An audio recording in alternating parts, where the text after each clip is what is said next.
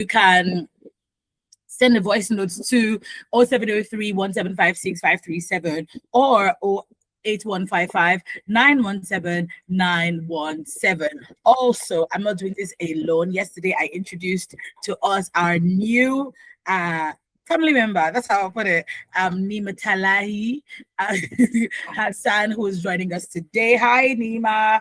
How are you? Hi, good morning. I'm fine, thank you. How are you this morning? Good. I'm good. I'm good. I can't see you. What's up?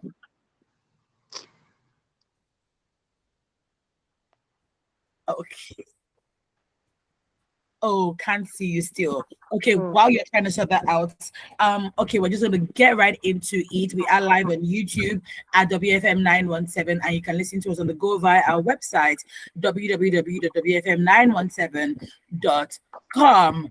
Today, Friday, the last day of the working week, 19th June 2026. Adetone was supposed to join us today, but unfortunately, she won't be able to join us today.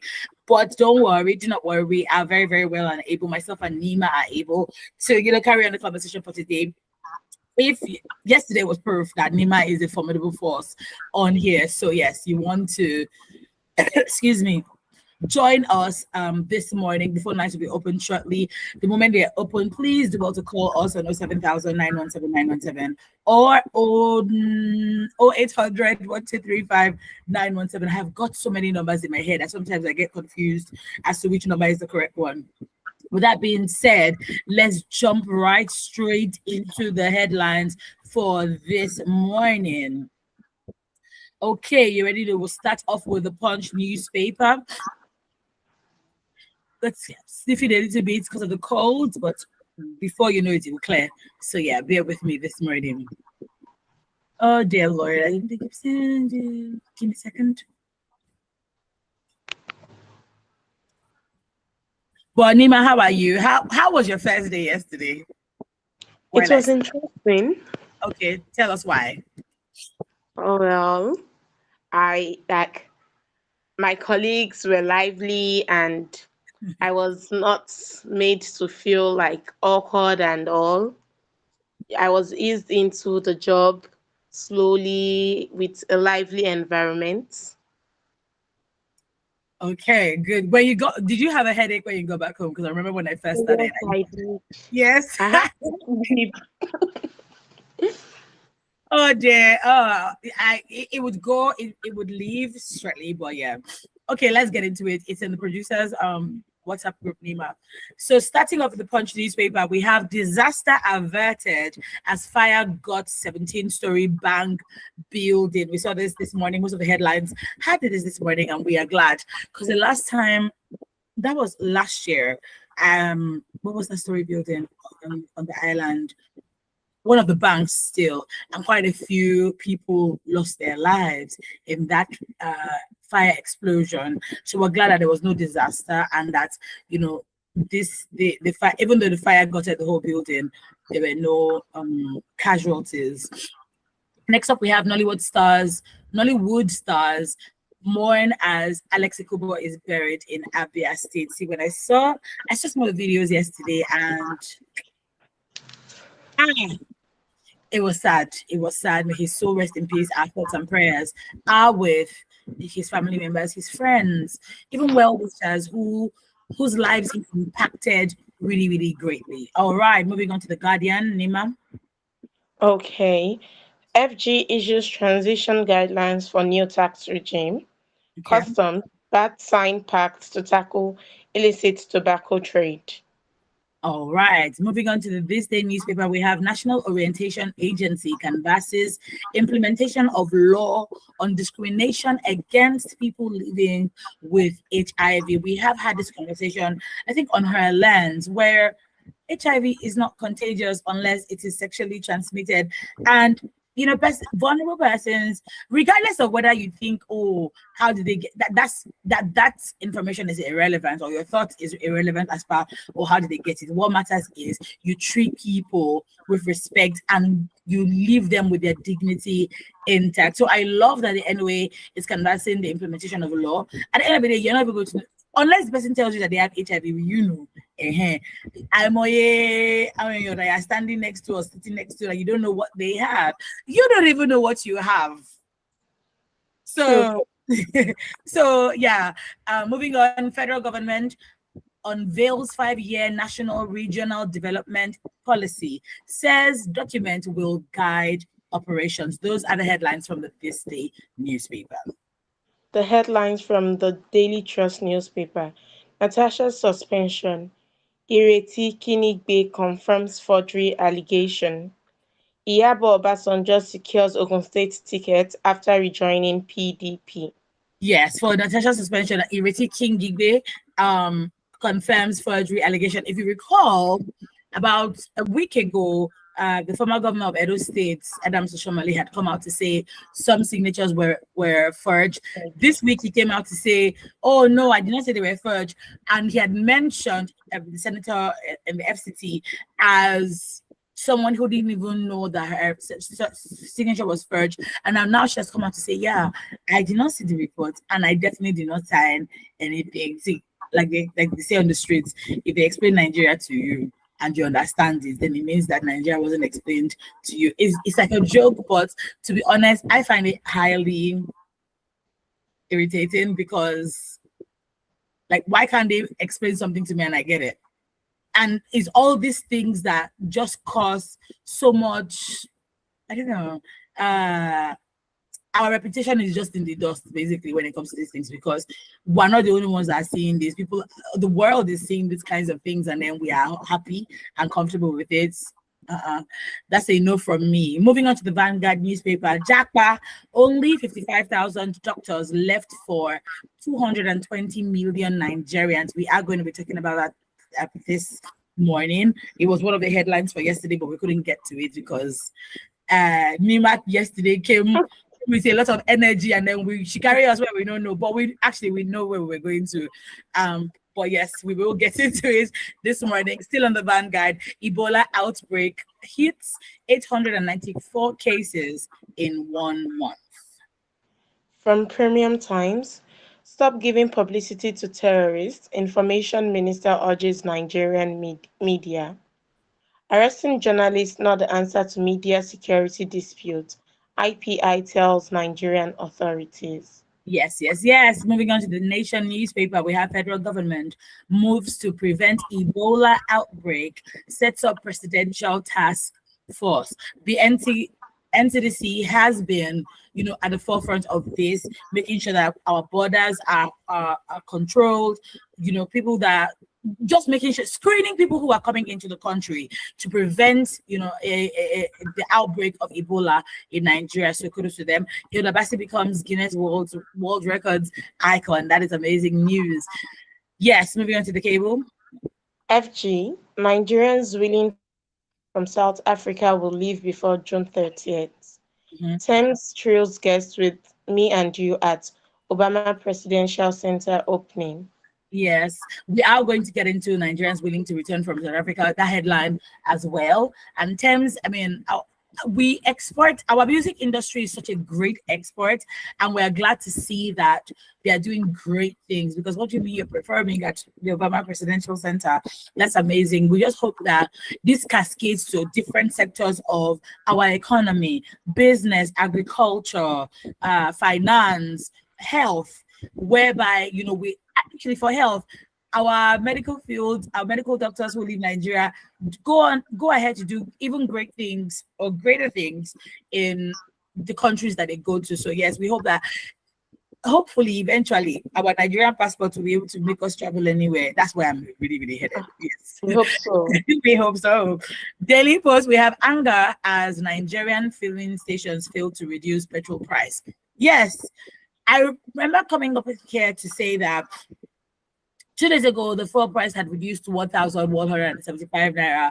Dangote Refinery had done that. The gantry price had reduced. And then yesterday, no, that was on Wednesday, right?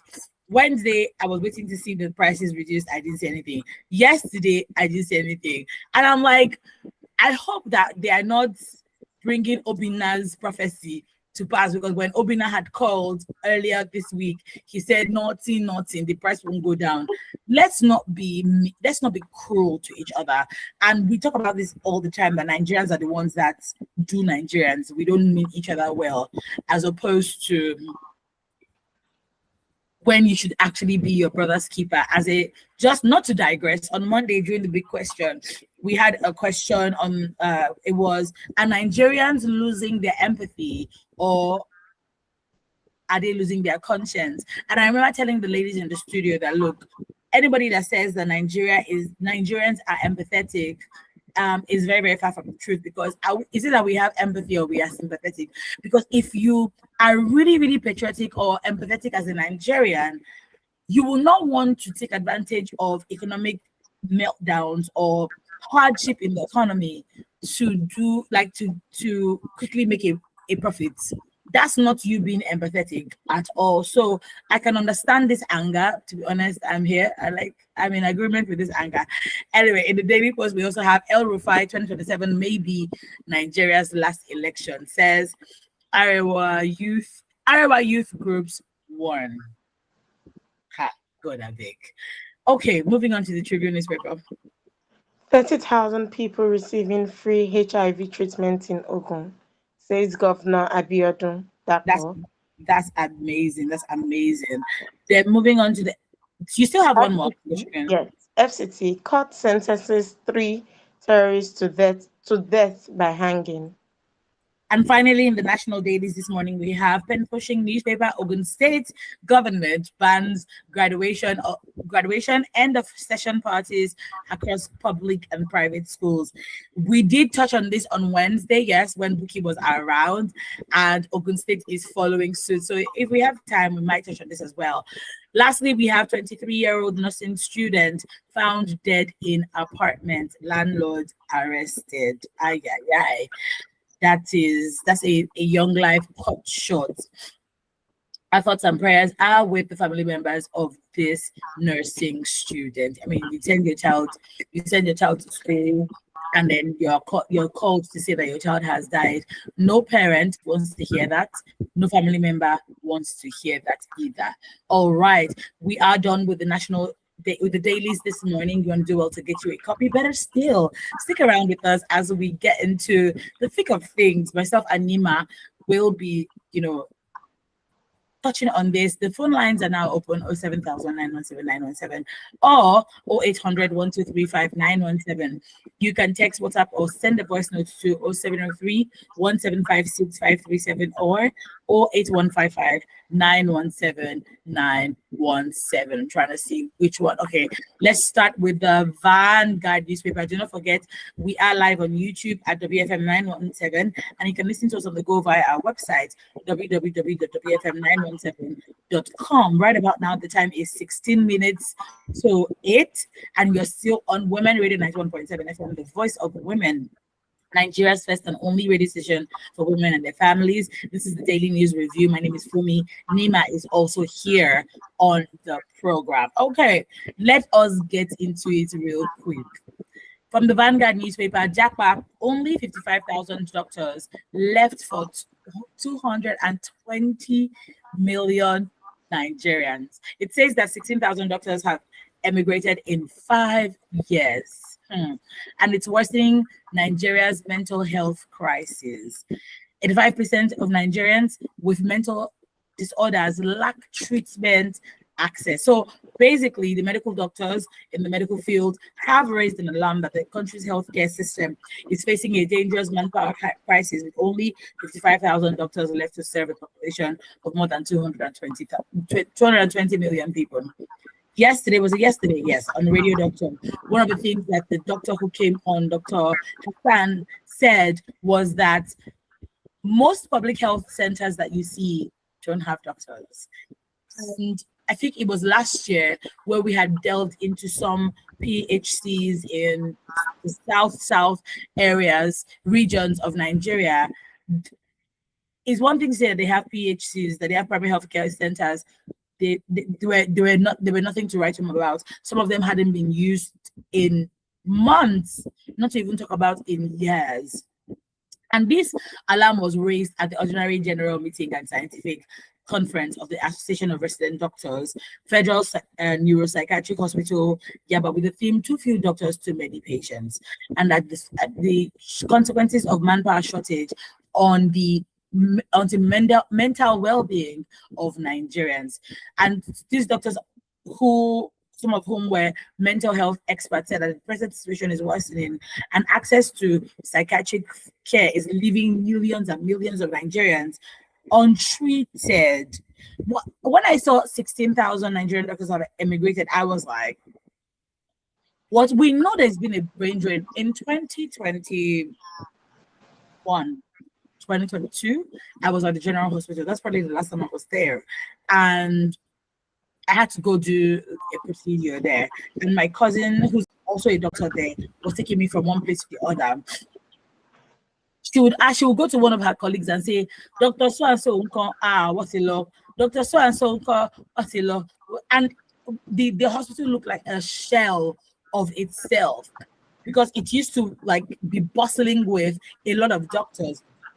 But now it's fair to say that one doctor to maybe 600 people, which is why when you go to general hospitals, the queue is so long. Even if you get there, and we have talked about this as well, even if you get there by 6 a.m. in the morning, you find that at that 6 a.m. in the morning, you're probably number 150. And the odds that it's going to get to you are very, very slim, which means that you might have to come back the next day. And the reasons behind this migration, we have poor remuneration of doctors. If you also recall, we've talked time and time again about doctors protesting, going on strike, shutting down hospitals, in essence, because the agreement they had with the government on their remuneration, on their benefits, wasn't given to them. Another reason is inadequate working conditions. The fact that we can do great stuff with the limited resources that we have is a testament to our doggedness and to how determined we are to make things work. We have insecurity as well. We have limited opportunities for career advancement, insufficient investment in healthcare infrastructure. And so what we've even seen short staff shortages as well, which now means that the workload increases by how many percent for those who are remaining. Some doctors have lost their lives as a result to burnout. And we are, like I said, we've talked about this. We've also talked about long waiting times for patients, which is why some patients would just rather go to private hospitals where they know that they can be attended to on time. But how many people can afford private care services? Even the quality of care in public hospitals has reduced drastically, not even astronomically. So all these and more are the reasons why people are migrating, because they'd rather go to countries where they have better pay, better facilities, stable environment, dignity of service. Many of them have gone to the United Kingdom, Russia, Ukraine, Australia, America. And the question now is, what can be done? We've talked about the government increasing their salaries time and time again. We've talked about the government prioritizing their welfare packages time and time again. We've talked about, on this program, the government investing in modern medical equipment. I think there was a time with Emmanuel on the show where there was some of the government officials, their salaries and their benefits were increased. And I remember Emmanuel saying, these monies that they're giving them can be used to upgrade the education sector and the medical sector in Nigeria. But we're not seeing it. But yeah, Nima, setting that as a background, what are your thoughts on this? My thoughts are like, even recently, I was talking to my sister about her course because she wants to study medical related course.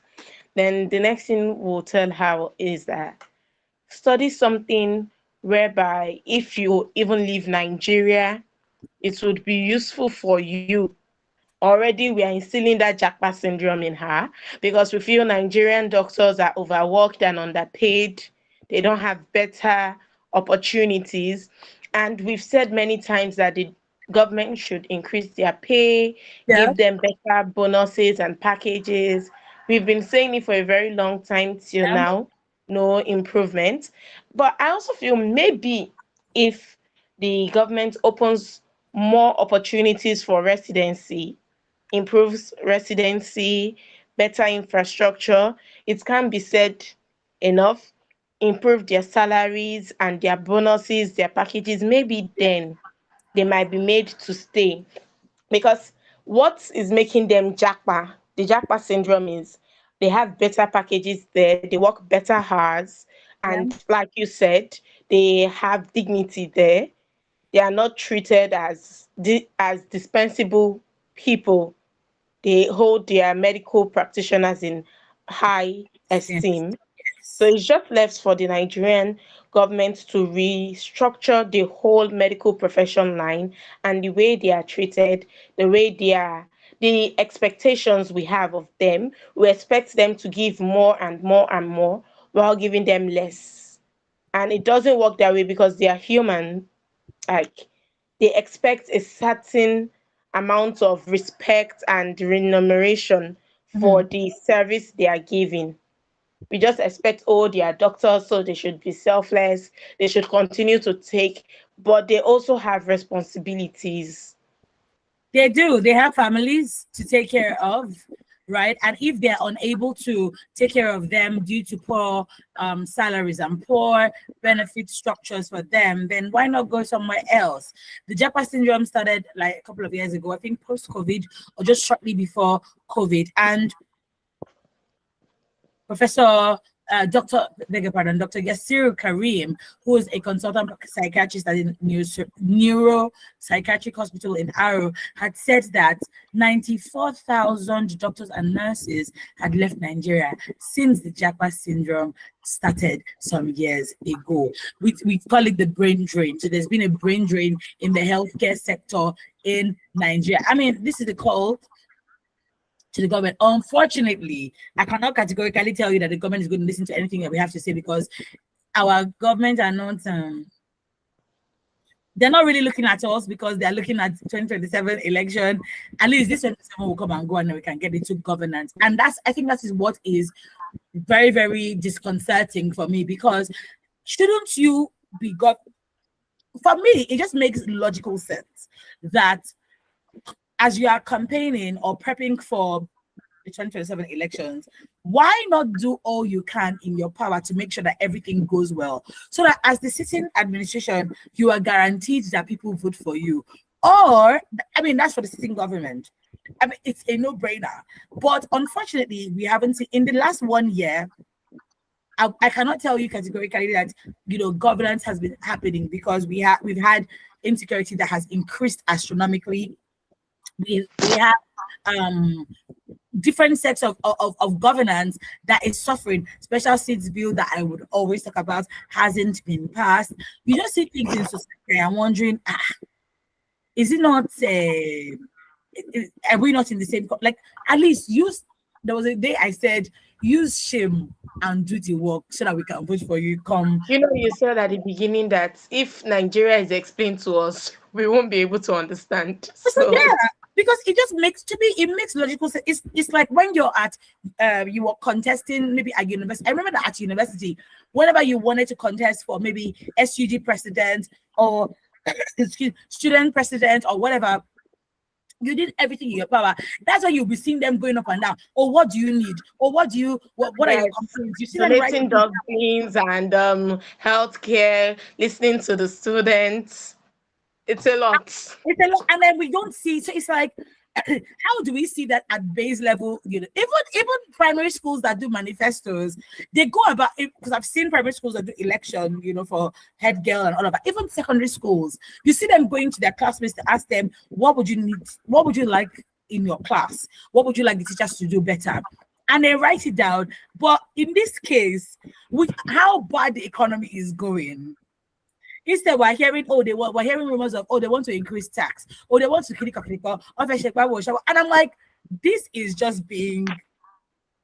I don't want to use the word that came to my mind, but it just makes logical sense to do the needful. At least, for people, if you do the needful in this 1 year, The last 3 years, you are like, oh no, no, no, he worked in the last 1 year because that's the last thing that you can remember. But if the whole, like the last 3-4 years, nobody can actually pick on a tangible thing that you've done for them, then you have to go back to the drawing board and say, how can we do this to meet the needs of Nigeria? Like I think the Nigerians are pretty easy to please. Meet their basic need and and you're okay. Meet their basic needs. Let there be good roads, good water, good school. The health sector is good. Like it's not rocket science. People are not even asking for much. It's not a lot. It's not for much is that you are saying, oh, there should be I don't even know what for much will be, but this is just basic. And that's why you hear a lot of people say, oh, when people move abroad, their faith in God reduces because the things that we've been praying for, the things that we've turned into prayer points, things as basic as electricity, 24/7 electricity in Nigeria. You go to developed countries, even let me not say Western countries, some countries, even in Africa, you go there and there is light, and you're like, in Nigeria, I'm praying, oh Father Lord, I need light for my job or whatever like that, or let me go to the hospital and I'm attended to, or let it just be good road. I don't want to see pothole on the road, or the medical sector is doing well, or I go to university or primary school or secondary school and I'm getting value for my education or for my education and the money that I pay for it. Just basic things. I want to be able to drive and not feel like I'm threatened. I want to be able to drive and not feel like somebody can just come and carry me and kidnap me. Yesterday, my friend was telling me how on the island. So I haven't even been on social media. I gave myself a social media break. I haven't been on social media. And she was telling me yesterday how the island has been flooded and many houses and many cars have been submerged in water. Like, I remember talking about this last year when the rainy season started, and I'm talking about it again this year. I'm not saying that Nigerians, we ourselves don't have part of the blame because we like to throw things on the floor, but we don't have drainage system. If we're going to move even to the houses, the waterlogged areas on the island, you are sun-filling places, but you're not finding a place for the water to go.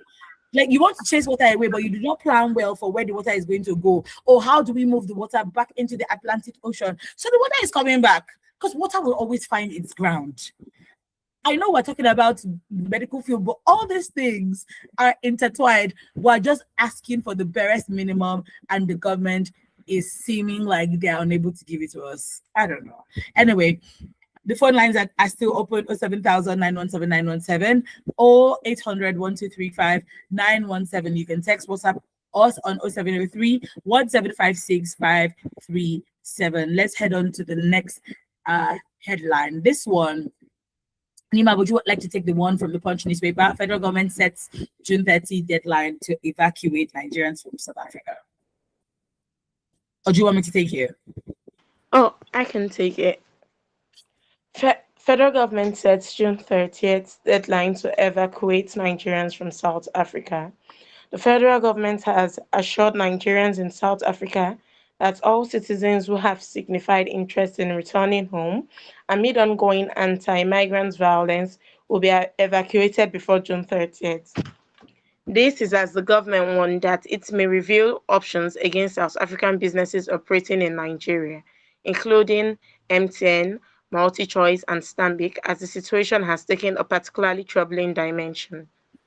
This was contained in a statement issued on Thursday on behalf of the Minister of Foreign Affairs, Ambassador Bianca Odumegu Ojukwu, by her Special Assistant on Communication and New Media, Magnus Eze.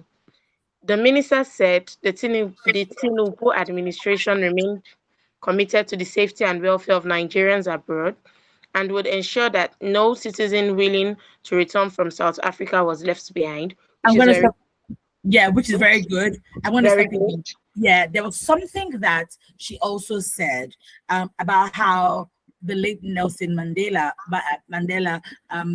who they call the Great Madiba, one of the things that he had fought for was Pan-Africanism, right? Which is where when South Africans are doing the opposite of it. That's number one. Number two, I was reading an article by who was it? The goalkeeper, I think he's the goalkeeper of the South African team at the World Cup, where he was complaining and saying that, look, why are you guys not supporting us? That they're feeling they're feeling the brunt of it, that our players, like South Africans, are not evil, blah blah blah blah blah blah.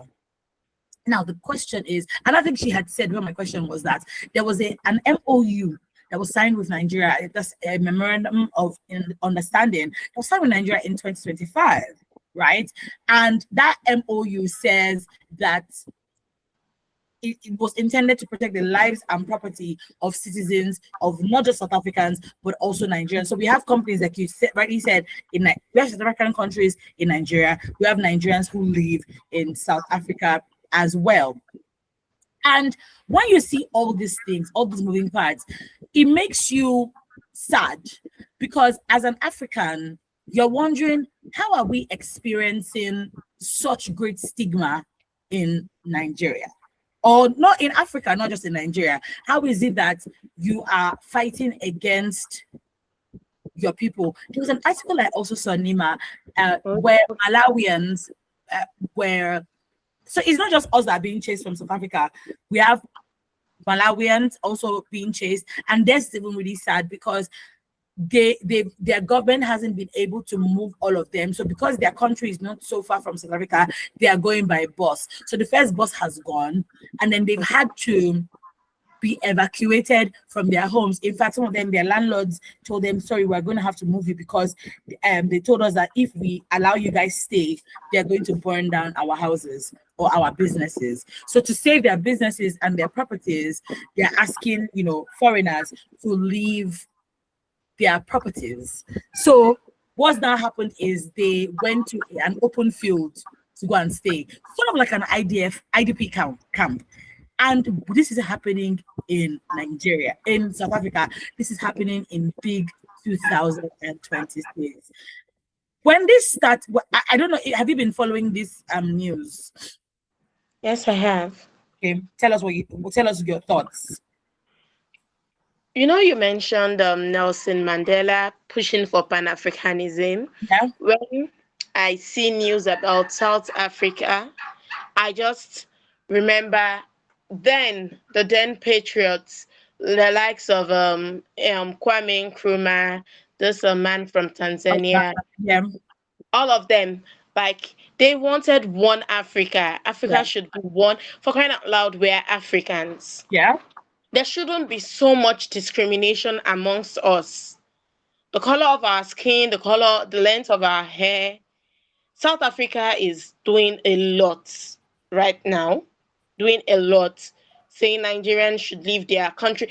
And I think we mentioned it yesterday, actually, that we can't blame these people sometimes, because, yes, they have crime in their country, but they claim when Nigerians got there, the crime rate increased. Yeah. We Nigerians too.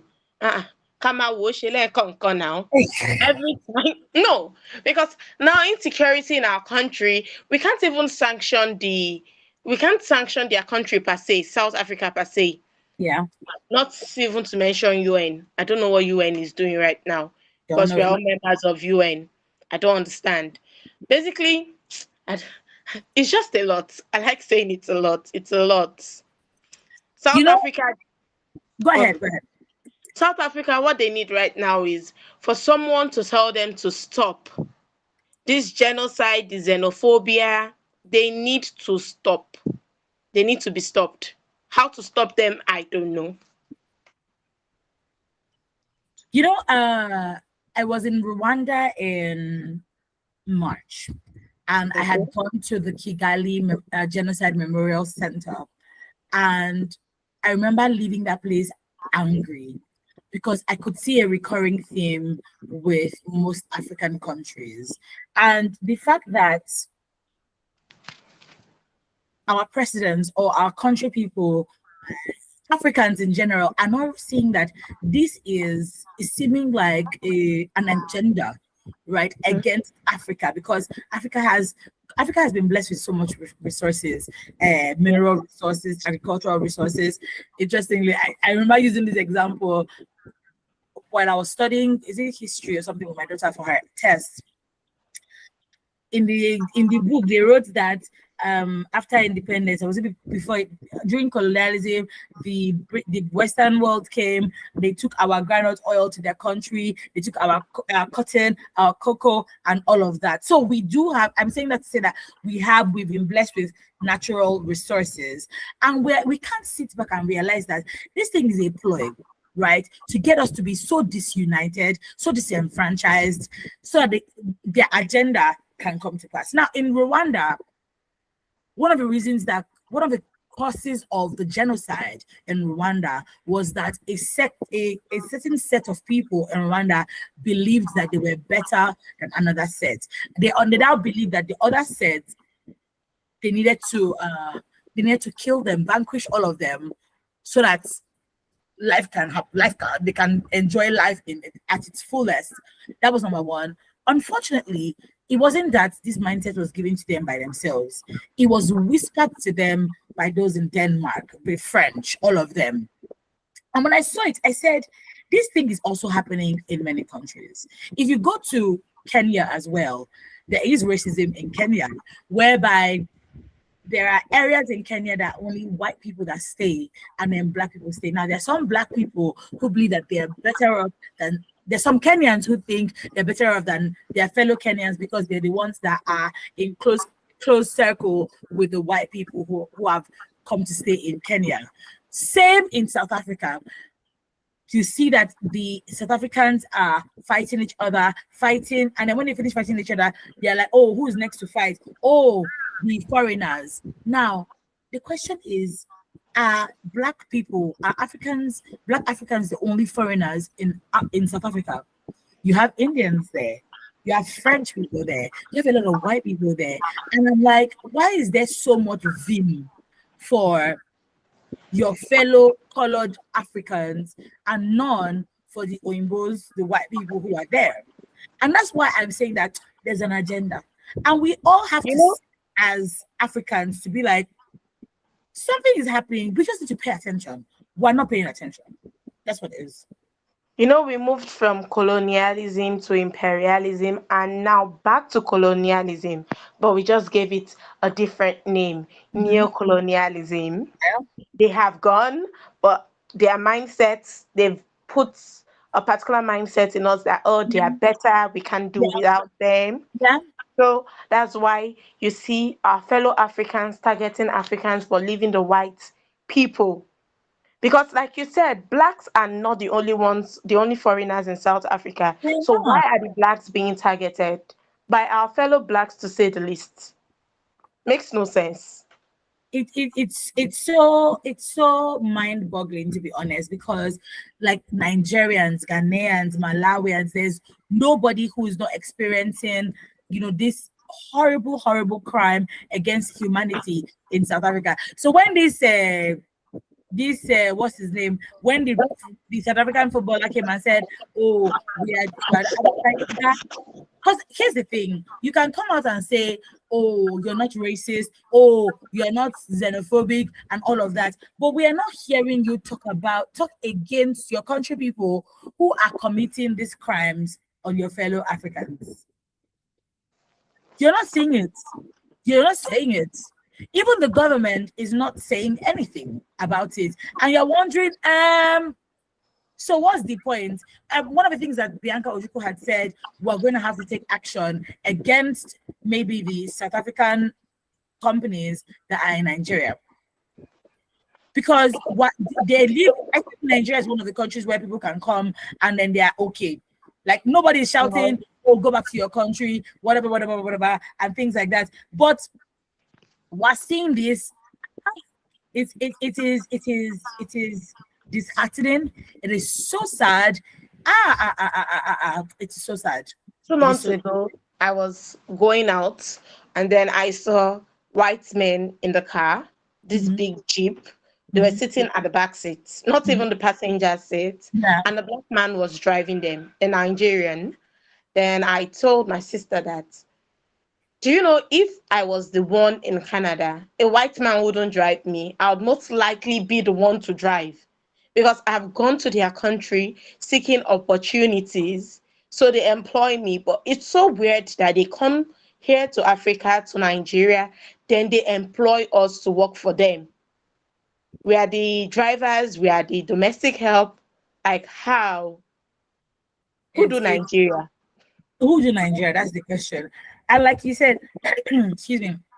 And like you said about the UN, one of the things that the UN also, I don't know, the UN used to be such a formidable force when it came to beating down on these sort of things in Africa. I remember that even in Rwanda, the UN was quite quiet during the genocide in Rwanda. And then after the whole thing, after they had over 1 million people killed in the genocide, that was in 1994 in Rwanda, UN now came and said, "Oh, we did not know that it was that bad."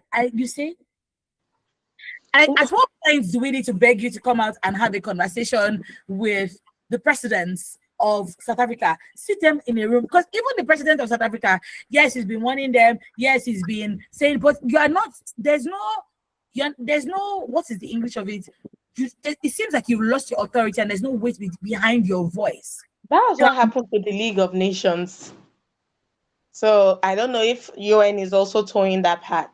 Well, from the looks of things, and like I said, African nations, African presidents, those in governance need to sit down and ask themselves deep questions and start paying attention that what is happening in Rwanda is similar to what is happening in South Africa when it comes to the agenda to make us disenfranchised, to make us divided against each other. It's happening in Kenya, it's happening in Mozambique, it's happening in Tanzania. Like, we all just have to sit down and discover. And what is even so worse is what's here is that even Nigerians who are married to South Africans, they're asking their South African, that's so if, say for instance, me now, I'm married to South African, I'm being chased out of South Africa, my spouse is also asked to leave the country. Oh wow. Yeah. So they're forcing the South Africans who are married to Nigerians and their children to leave their country. I remember watching, there's some series that you watch, and then there's a word that they have for mixed. So if you're Nigerian and South African, there's a word that they call them. Okay. I don't see. Do you know what? I just want to leave this topic. Okay. This is still women. Like, it's just so sad. This is Women Radio 91.7 FM, the voice of women. Nigeria's first women for women and their families. And this is still the Daily News Review with myself, Fumi, and then Nima is also here. We have a message. Our new presenter is doing well. Thank you, Nima. That's for you. Thank God we are live in spite of odds. Fumi, Nima, get off your bed. I beg you. What? Evangelist Shago, I know that this is you. Why are we this weekend? 12 stations are yet to bring down the pump price, but if the pump price is increased, it takes them seconds to change. Yes. Imagine our Senate without integrity, yet they are called lawmakers indeed. Our lack of values for human life led to Japa in our health sector. It's time all of us in the country rise against bandits and terrorists and stop doing their biddings. And the media should stop magnifying them daily. Enough is enough. See, there are too many saboteurs in our social sectors. Once they collect allocations, they go to clubs instead of using the money for purposes. But we blame our president alone. Your governors collect billions upon billions on security votes. Where is the security? Mosquitoes. I beg you, give me water. I said it was Evangelist Shego. Evangelist, take your water.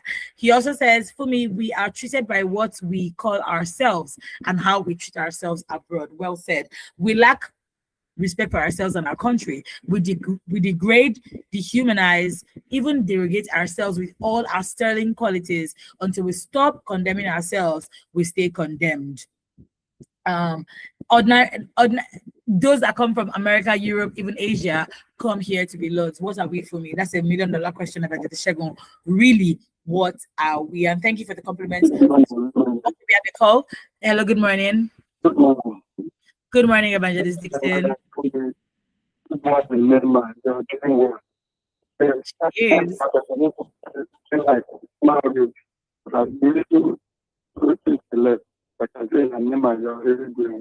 Thank you. Thank you. You know that now the Japa too. Eh, In Nigeria. So for Japa. Look, Allah for it. So we are Japa into. If you want to make this, I think we need to say that because you have all the things that trying to don't have much. This is something that's more.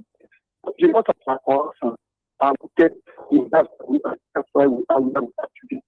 It's not only that not doing well. What about our community?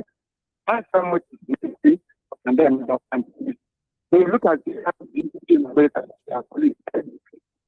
But now, I'm in them in the city and to the summertime. And when they talk that, that's what I was saying. So we have a lot of problem in this country. The problem is called we need to change our attitude. Look at the you check the balance is it was 130. So we don't do that in this concept now. That's limit possible. They increase the fact, but now, not so yes, you know, the has to be a good process. More people for you. Most of us complaining that it can't be anything I do quickly. Actually, it's like dealing with the direct ability. You know what to say. And when I will come out as well.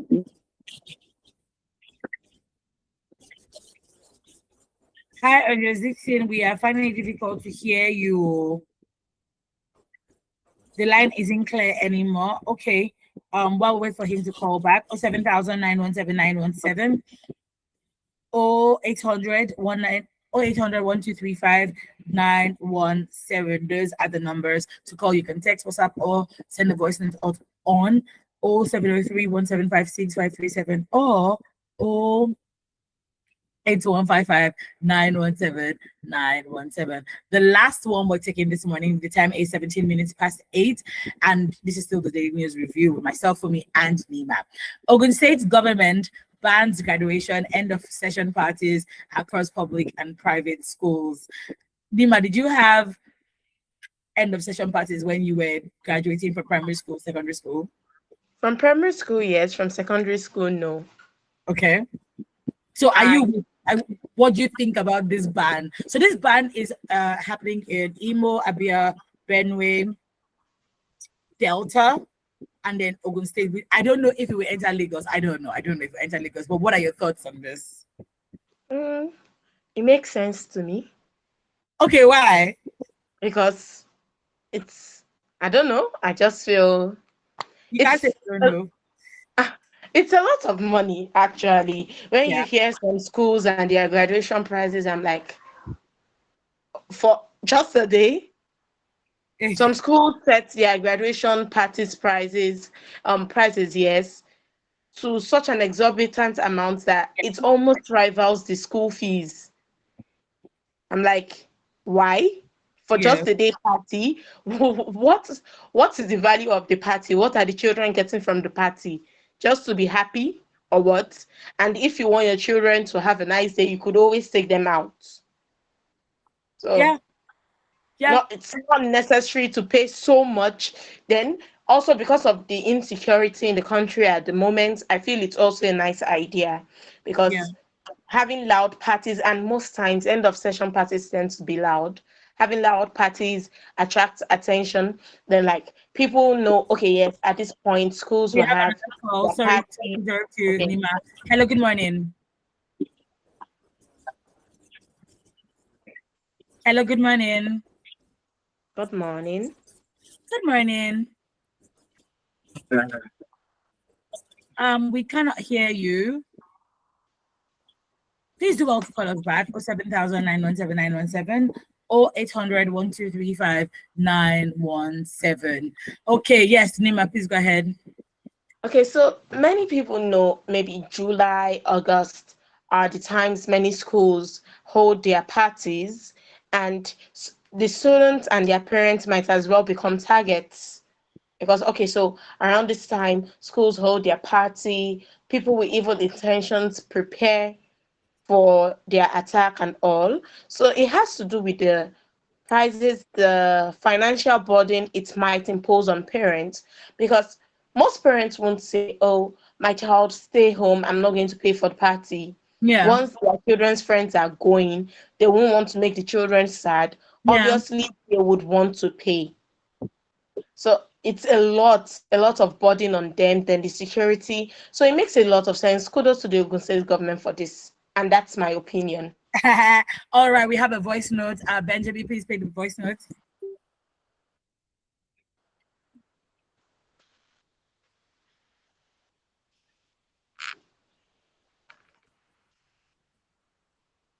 Okay, he's still trying to figure it out. All right. I didn't have a graduation party when I was leaving secondary school. I had a valedictory service. The only thing, and I think when we did first set, we were the second set in my school, and it's like how many years ago, and we didn't have a party. Did we eat rice after? I don't even recall us eating rice. If we did, it was the school gave everybody food, so it wasn't like there were separate parties. We were given a color code. I think we even chose it ourselves because my set was really my set my set was really chill. So we were given the opportunity to choose our color, and then we all wore different things of the same color. And then when we got to school, yeah, I can even still picture it. It was really, really nice. I went to Christian secondary school, so it was really, really cool. But it was a valedictory service. It was a proper service. Again, I don't recall us getting food, but if I'm supposing that they distributed food to everybody in bags, not just like the students, not just the students graduating, everybody got, because it was the whole school, right? I got into the hall to do that. These days, however, I don't know what is going on with with schools. I know that at the beginning of each term, so for instance, in first term, there's Christmas, the school will ask for they will request for a particular money to be paid so that you can have a Christmas celebration. Second term is pretty, really chill, so there's no heavy money you're spending. By third term, these days we have picture day, so we pay for picture day and then we do the party. But so I my kids are still in primary school, but I've been privy to attend graduation ceremonies of their school. But what I've now seen is some schools don't have separate parties. They have the normal service or program where the students present and do different things. Everybody gets food and goes. But I know that some other schools they do the most. But I agree with Nima when she says, let us, if you want a party, go to your house and have a party. If you want a party, maybe when the whole program is done, you can now decide to take people out for your own, because you're asking people to pay exorbitant amount of money. And this thing is also related to inter-house sports. Nima, have you seen how much inter-house sports cost these days? I have. The graduation party I mentioned, my parents, I saw them, my younger siblings, went to a Muslim school. So Okay. at the end of the session, they have to, for the girls, they have to pay for hijabs and they pay for gowns. And that is not the hijab and gown they wear from their house. So basically, at the end of each session, my mom has to get them 2 hijab, 2 gowns, 2 shoes. My younger brother also, you pay for different presentations, not to mention the food, the party proper itself. And I'm like, kilo day. Same as inter-house, so many things, especially when the child decides to be in the parade. Oh, mommy, I want to be the queen. Oh, mommy, I want to be the king. Oh, no, I'm matching. Yeah. It's a lot. It's a lot. I just, the money, the financial burden, nah. Is a lot. Okay, let's take this voice note before we go. Benjamin, are you ready? Please play the voice note. What Nigerians in South Africa have gone through, or what they went through in the hands of South Africans.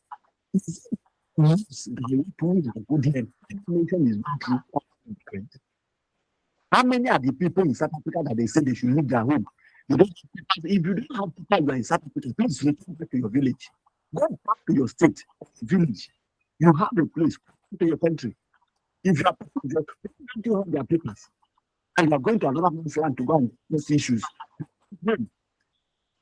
The nation, the entire country, Nigeria, is going through today is more than a physical attack.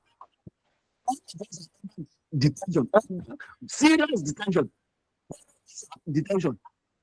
Look at it now. You can't move without calculating when will be my next foot. When should I go to you? Even some of us are disguising to move around. Disguising to move around. You can't move in your person. Are you getting it? You cannot move because the children go to school. You 24/7 information. You know what they are, how they are doing, what they're going through. Are you getting it? So tell me, if what people are going through is more than what the children in it's an Olympic attack. Is going to protest, return, don't our children. Some days ago in North State. Nigerians take weapons to chase the people that are coming to help them. Is at this nation, please applaud this matter. Let us look at internal development and look at who to be responsible. And look for now. All right. We have another voice note. In this country. Let's see Nigeria.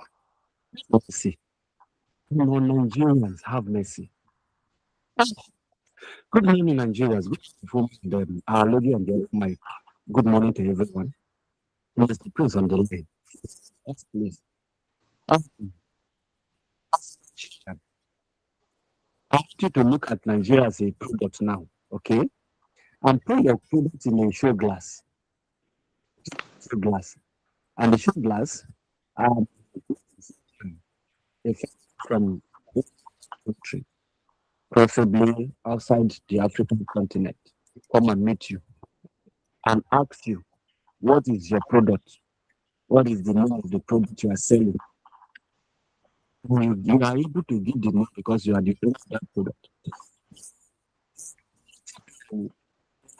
If the customer or the client asks, what are the benefits? What is this product all about? To be determined by you, the APC people that want this government to continue, people that want this man to continue in Nigeria as a leader, are ready to come up and out somewhere this morning. What are you marketing to do for? Insecurity is very visible, part of the product or part of the benefits of this government or product is over visible. Business appointees of the government are looting, very visible. So look at poverty in the highest room, very visible. High cost of living, very visible, very visible. Subsidy is that cost is commotion beyond visible. Now tell me something. And you say is a this that is visible in terms of manifesting, in terms of governmental input in the lives of the people, something that is making the people to really say, this is what this man has been. I want us to look at it. Before you tell me the policies of this government. Fortunately, we're going to have to take end this voice note because we are out of time. Thank you so much to every single call, every single message, and the voice notes that we've gotten this morning. Nima, it was great doing this with you. Up next is the news at 9, and then her lens is at 9:05. All right, this is the Women Reading 91.7. Do not go anywhere. See you at 9.